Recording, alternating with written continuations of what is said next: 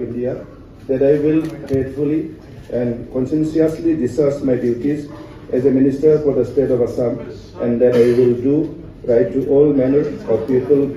in accordance with the Constitution and the law without fear and favor, affection or ill will.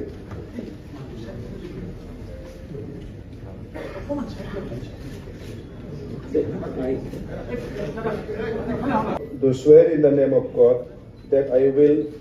not directly or indirectly communicate or reveal to any person or persons any matter which shall be brought under my consideration or shall become known to me as a minister for the state of Assam, except as may be required for the due discharge of my duties as such minister.